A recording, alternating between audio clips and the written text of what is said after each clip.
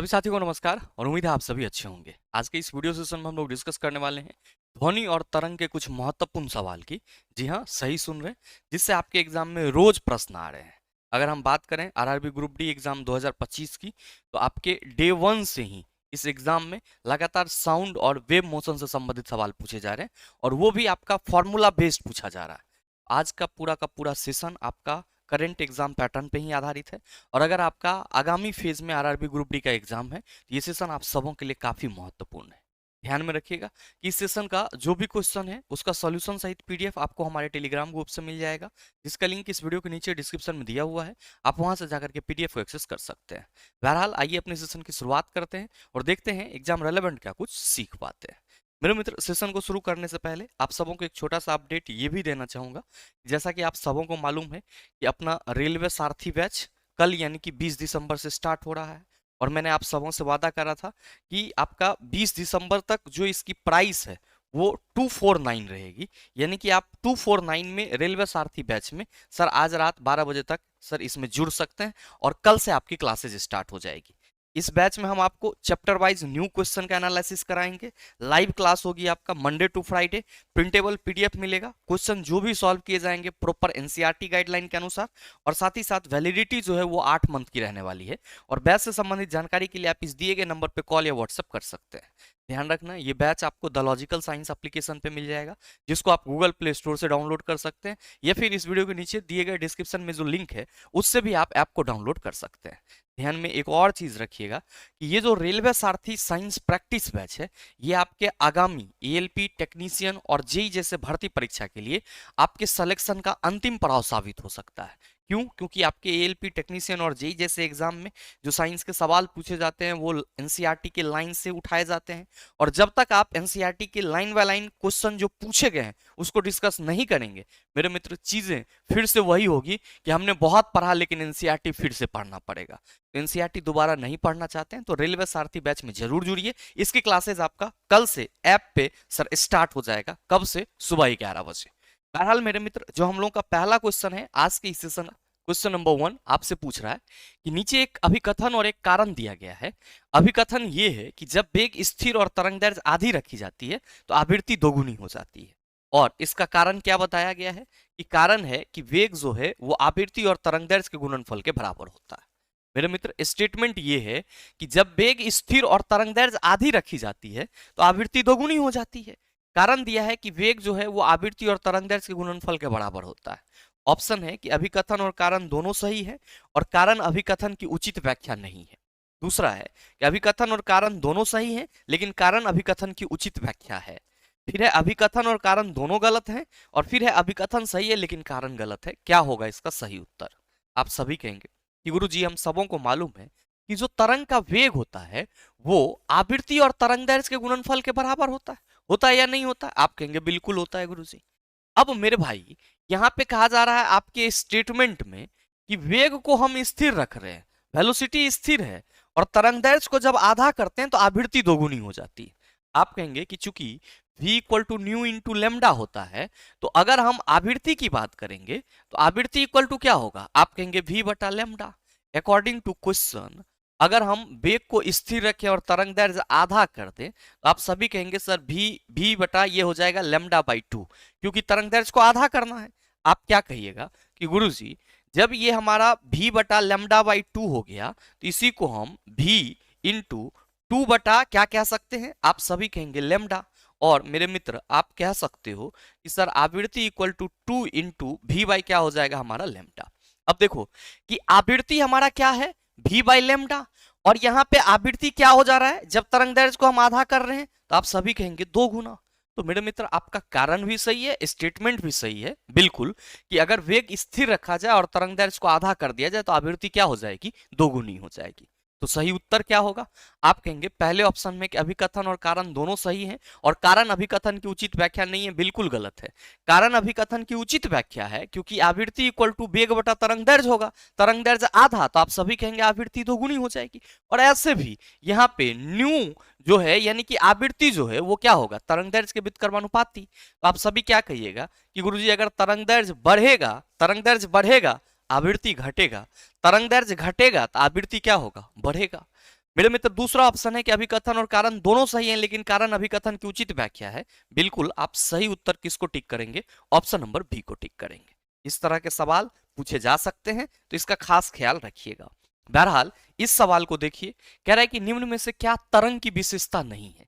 तरंग दैर्ध्य, आयाम, आवृत्ति, माध्यम। आप सभी क्या कहेंगे कि गुरुजी तरंग की विशेषता बताई जा रही है और पूछी जा रही है, तो हम यहाँ पे तरंग दैर्ध्य, आवृत्ति और आयाम तो कहेंगे, क्योंकि ये किसी न किसी तरंग से ही रिलेटेड होगा। किसी तरंग की ही तरंग दैर्ध्य होती है, आवृत्ति होती है, आयाम होता है। लेकिन माध्यम आप कहेंगे सर ये तरंग की विशेषता नहीं है, इसीलिए right answer option number B हो जाएगा। मेरे मित्र याद रखना कि ये तरंग दैर्ध्य क्या होता है। जब भी हम लोग बात करते हैं तरंग की, तो आप सभी कहते हैं तरंग के गमन के लिए माध्यम की आवश्यकता होती है। और नो डाउट आप सबों को मालूम है कि तरंग दो प्रकार के होते हैं। कितने प्रकार के होते हैं? आप सभी कहते हैं सर दो प्रकार के होते हैं। अगर हम लोग देखें तो कौन कौन सा, तो आप सभी कहते हैं सर पहला होता है यांत्रिक तरंग, दूसरा क्या होता है? अयांत्रिक तरंग। अब मेरे मित्र आप सभी ये कहते हो कि गुरुजी ये यांत्रिक तरंग भी दो प्रकार के होते हैं। यांत्रिक तरंग भी कितने प्रकार के? दो प्रकार के। एक होता है हमारा अनुप्रस्थ तरंग, ठीक है, और दूसरा क्या होता है? अनुदैर्ध्य तरंग। अब मेरे मित्र अनुप्रस्थ तरंग जब चलेगा तो ये किस रूप में चलेगा? आप सभी कहेंगे शीर्ष और गर्त के रूप में। अनुदैर्ध्य तरंग जब चलेगा तो संपीड़न और विरलन के रूप में। तो मेरे मित्र जब हम तरंग दैर्ध्य की बात करते हैं तो क्या कहते हैं कि दो कर्मागत शीर्ष, ये आपका शीर्ष है, तो ये और ये इसके बीच की जो दूरी होगी यही क्या कहलाएगी? लैम्डा कहलाएगी। या फिर दो कर्मागत गर्त के बीच की दूरी क्या कहलाती है? तरंग दैर्ध्य कहलाती है। सर अनुदैर्ध्य तरंग की बात करें तो ये संपीड़न और विरलन के रूप में चलता है। तो दो कर्मागत संपीड़न और दो कर्मागत विरलन के बीच की दूरी आप सभी कहते हैं कि गुरुजी तरंग दैर्ध्य कहलाती है। आवृत्ति का मतलब क्या हुआ? तो मेरे मित्र कंपन करता हुआ कण प्रति सेकंड में जितना कंपन करता है वही उसकी क्या कहलाती है? आवृत्ति कहलाती है। और ध्यान रखना आयाम हम लोग क्या कहते हैं कि तरंग का उसके माध्य स्थिति से जो मैक्सिमम डिस्प्लेसमेंट होता है, महत्तम विस्थापन होता है, उसको हम लोग आयाम कहते हैं। चिला ये देखो कि अगर हम बात करें अनुप्रस्थ तरंग की तो ये ऐसे जाएगा। अब ये जो आपका तरंग का ये वाली लाइन है, ये तरंग का क्या होगा? आप सभी कहेंगे सर इसका मीन पोजीशन होगा। ये क्या होगा? माध्य स्थिति। अब माध्य स्थिति से जो ऊपर आपका मैक्सिमम डिस्प्लेसमेंट है, इसी को हम लोग एम्पलीट्यूड यानी कि आयाम कहते हैं। क्या कहते हैं? एम्पलीट्यूड यानी कि आयाम। अब नीचे आप कहेंगे मैक्सिमम डिस्प्लेसमेंट है, क्या कहलाएगा? आप कहेंगे आयाम यानी कि एम्पलीट्यूड कहलाएगा। और आयाम का संबंध किससे है? ध्वनि की प्रबलता से। लगातार और बार बार हर एक शिफ्ट में सवाल पूछे गए हैं। बहरहाल अगला सवाल देखिए, क्वेश्चन नंबर 3 आपसे क्या कह रहा है कि लंगर डालकर रोकी हुई एक नाव लहरों से घिरी हुई है, जिसका तरंगदैर्ध्य 125 मीटर है। चलती तरंग के चढ़ाव की गति 25 मीटर पर सेकंड है। नाव के हिलने की आवृत्ति क्या है? बहुत ही सिंपल सा सवाल है मेरे भाई। कोई आपका लंगर डाला हुआ जो नाव है वो रुका हुआ है। आप सबों को मालूम है कि नाव को रोकने के लिए हमें लंगर का इस्तेमाल करना पड़ता है। अब वो जो नाव लंगर डाल करके रोकी हुई है वो लहर से घिरी हुई है, और उसका तरंगदैर्ध्य कितना है? सर लेमडा दिया हुआ है हमारा 125 मीटर। और कहा जा रहा है कि सर चलती तरंगों के चढ़ाव की गति 25 मीटर पर सेकंड है, यानी कि तरंग का वेग 25 मीटर पर सेकंड है। चिला आपसे पूछ रहा है कि आवृत्ति क्या होगी, बताओ ना बनेगा। आप सभी कहेंगे कि गुरुजी अभी जस्ट हम लोगों ने सीखा है कि जो आवृत्ति होती है वो v बटा लेमडा यानी कि तरंग का वेग बटा तरंग दैर्ध्य होता है। भाई मेरे तरंग का वेग 25 मीटर पर सेकंड है, तरंग दैर्ध्य 125 है। 25 एकम 25 25 125 और ये कितना हो जाएगा? आप सभी कहेंगे 0.2 हर्ज। राइट आंसर आपका ऑप्शन नंबर ए हो जाएगा। कि जो आपसे सवाल पूछा जा रहा है कि नाव के हिलने की आवृत्ति क्या होगी, आप सभी कहेंगे गुरुजी 0.20 हर्ज। कितनी होगी? 0.20 हर्ज। अगला सवाल की ओर बढ़ते हैं। चला क्वेश्चन नंबर 4 आपसे कह रहा है यदि किसी ध्वनि तरंग की आवृत्ति 50 हर्ज है तो इसका आवर्तकाल ज्ञात कीजिए। इस बार के ग्रुप डी एग्जाम का सबसे फेवरेट सवाल, कई बार पूछा गया। और मेरे मित्र आप सभी ये ध्यान रखना, हमेशा जब भी इस तरह के सवाल देखने को मिले, क्या आप सभी ध्यान रखेंगे कि आवृत्ति गुना आवर्तकाल, आवृत्ति गुना आवर्तकाल, फ्रीक्वेंसी इनटू टाइम पीरियड का जो गुणनफल होगा वो हमेशा किसके बराबर होगा? 1 के बराबर होगा। तो भैया हम ये कह सकते हैं इस डेरिवेशन से कि आवृत्ति जो है वो आवर्तकाल के व्युत्क्रमानुपाती होती है। आवृत्ति क्या होगा? आवर्तकाल के व्युत्क्रमानुपाती। और फिर क्या कहेंगे कि गुरुजी आवर्तकाल भी तो आवृत्ति की व्युत्क्रमानुपाती हो जाएगी। आवर्तकाल आप सभी कहेंगे आवृत्ति की व्युत्क्रमानुपाती हो जाएगी। तो सर किसी तरंग के आवृत्ति और आवर्तकाल में क्या रिलेशन होता है? तो आप कहेंगे आवृत्ति और आवर्तकाल का गुणनफल हमेशा किसके बराबर होता है? 1 के बराबर होता है। जहां आवृत्ति आप कहेंगे आवर्तकाल के व्युत्क्रमानुपाती होती है और आवर्तकाल आवृत्ति के व्युत्क्रमानुपाती होती है।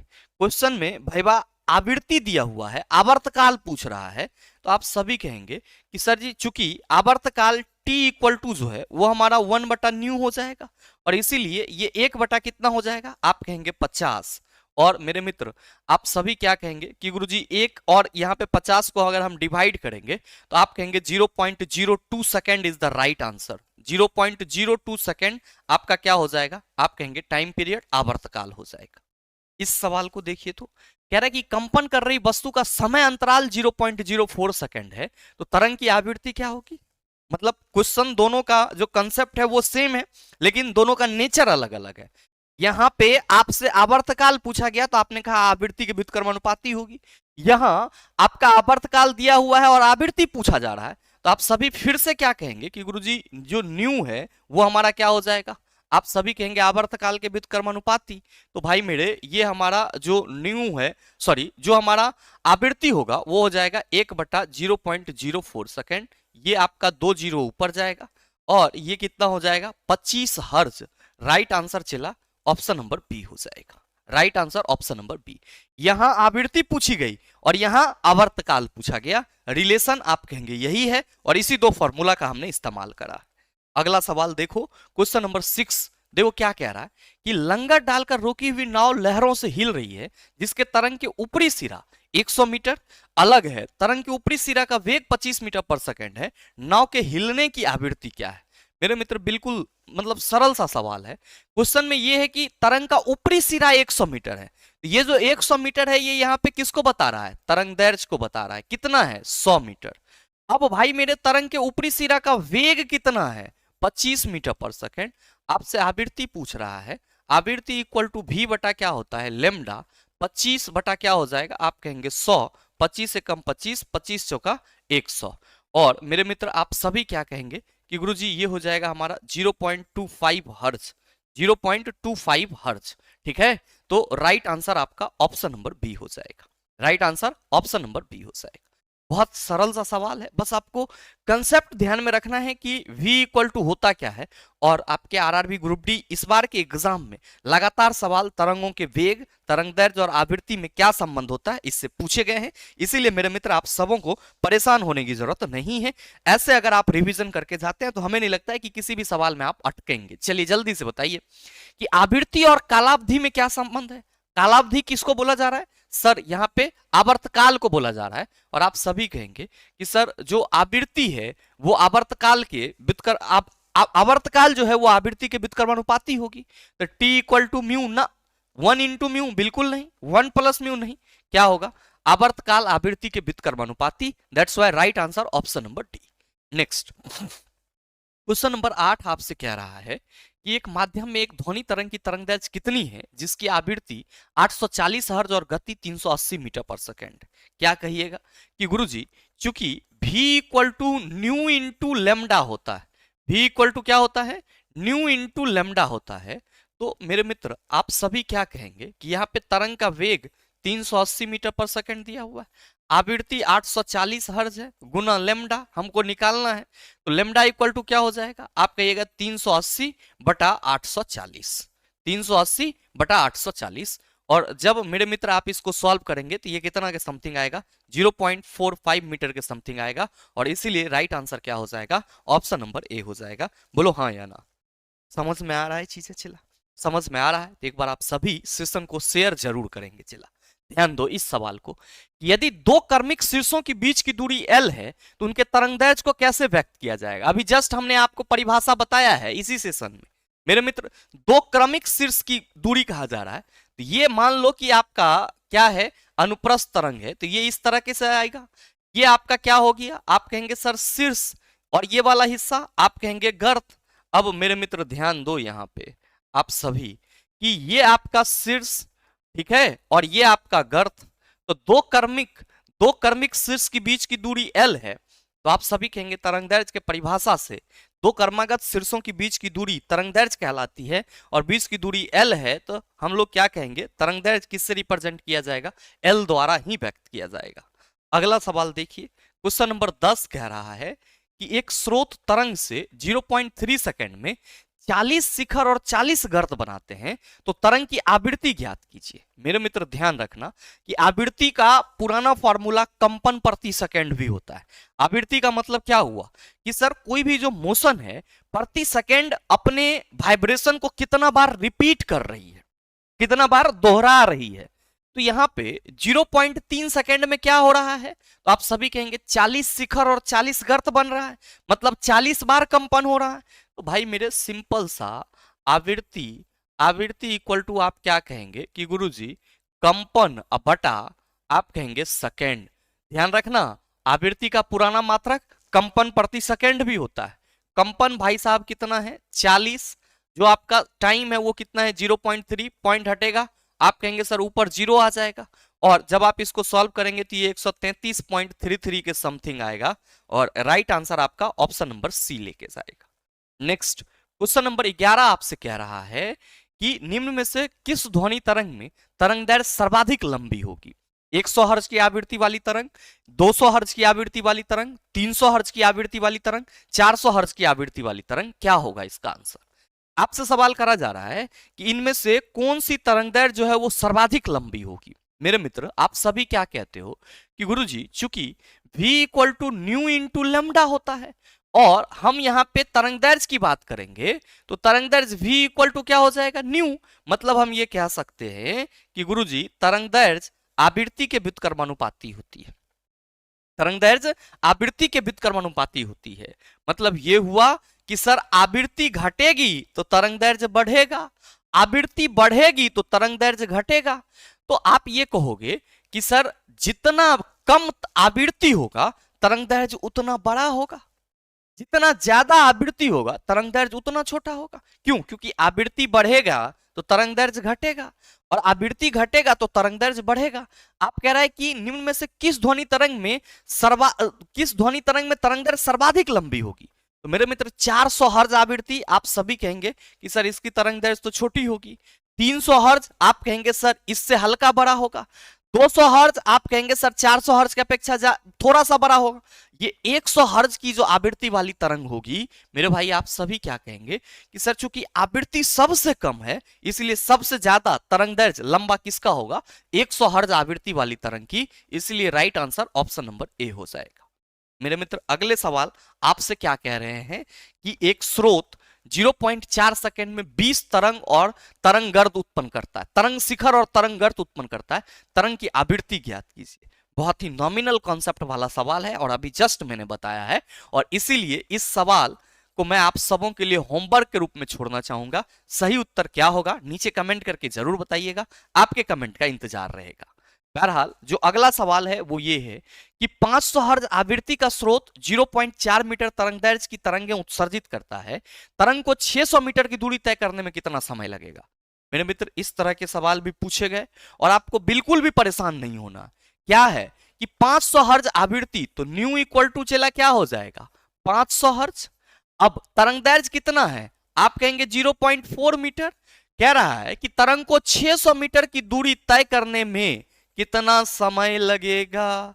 भाई मेरे अगर आपको यहाँ पे वेलोसिटी पता चल जाए कि जो तरंग है जो आपका मतलब वेव है वो किस वेग से आगे बढ़ रही है, तो आप कहेंगे 600 मीटर की दूरी तय करना तो हम आसानी से ज्ञात कर सकते हैं कितना समय में करेगा।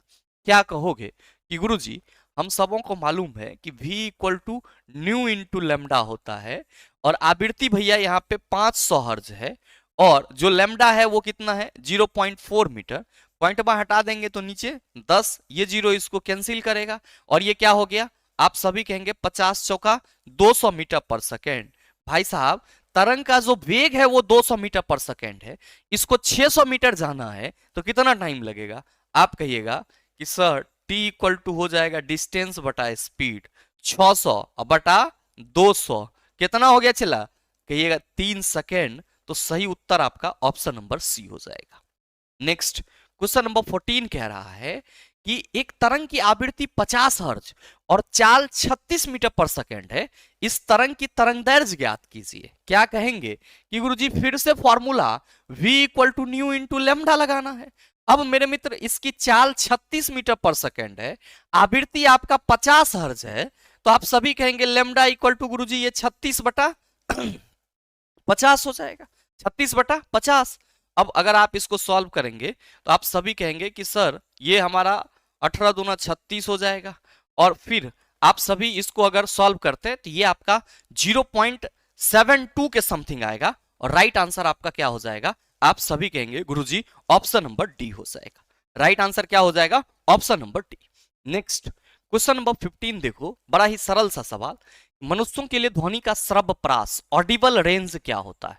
आप सबों को मालूम है कि सर 20 हर्ज से जो नीचे की आवृत्ति वाली ध्वनि तरंग होती है उसको हम लोग क्या कहते हैं, आप सभी कहते हैं अवश्रव्य ध्वनि तरंग, जिसको हम लोग नहीं सुन सकते, ठीक है। और 20,000 हर्ज से ऊपर जो ध्वनि तरंग होती है आप सभी कहते हैं सर अल्ट्रासोनिक साउंड वेव कहलाता है, जिसको हम लोग पराश्रव्य ध्वनि तरंग कहते हैं। और मेरे मित्र 20 हर्ज से 20,000 हर्ज के बीच की जो आवृत्ति वाली ध्वनि तरंग होती है उसको हम लोग क्या कहते हैं सर, ऑडिबल साउंड वेव, ठीक है। क्या कहते हैं, ऑडिबल साउंड रेंज, यानी कि इसको हम लोग श्रव्य ध्वनि तरंग कहते हैं। कितना कितना 20 हर्ज से 20,000 हर्ज। तो राइट आंसर हमारा ऑप्शन नंबर डी हो जाएगा, क्योंकि हमें ऑडिबल रेंज ही पूछा जा रहा है। मेरे मित्र इस 20,000 हर्ज को आप 20 किलो हर्ज भी कह सकते हैं, 20 kHz भी कह सकते हैं। तो अगर आपके ऑप्शन में 20 हर्ज से 20,000 हर्ज ना देके 20 किलो हर्ज दे दिया जाए तो आप परेशान मत होना, दोनों बतवा क्या है, आप कहेंगे बराबर। नेक्स्ट क्वेश्चन नंबर 16 है कि एक ध्वनि तरंग में 3.5 किलो हर्ज की आवृत्ति है और इसका तरंगदैर्घ्य 0.1 मीटर है, इसे 700 मीटर की दूरी तय करने में कितना समय लगेगा। बस काम खत्म है चला। 3.5 किलो हर्ज है, तो यहाँ पे बस यही एक पॉइंट है जो इस सवाल को आपका मतलब कह सकते हो आसानी से सॉल्व करा करके सटीक आंसर पे ले जाएगा। 3.5 किलो हर्ज 1 किलो हर्ज 1000 हर्ज के बराबर होता है। क्या कहोगे, बिल्कुल सर नॉमिनल सवाल है, v equal to nu into lambda होता है। अब हमें सबसे पहले क्या करना होगा, तो यहाँ पे तरंग का वेग ज्ञात करना होगा। 3.5 इंटू किलो हर्ज है तो 1000 से गुना, तरंगदैर्घ्य कितना है 0.1 मीटर। ये पॉइंट हटा के नीचे, आप कहेंगे ये पॉइंट हटा के नीचे 0 आएगा, ये जीरो इस दोनों से कैंसिल होगा, और तरंग का वेग कितना हुआ चला 350 मीटर पर सेकेंड। जाना कितना दूर है 700 मीटर पर सेकेंड, तो t इक्वल टू डी बता एस, 700 बटा 350, बताओ जल्दी से। आप सभी कहेंगे गुरुजी 2 सेकेंड आंसर हो जाएगा। अगला सवाल देखिए कि एक ध्वनि स्रोत 600 हर्ट्ज की तरंग भेजता है, यह 3 मीटर की तरंगदैर्घ्य पैदा करता है, इस प्रश्न में ध्वनि तरंग की गति क्या है।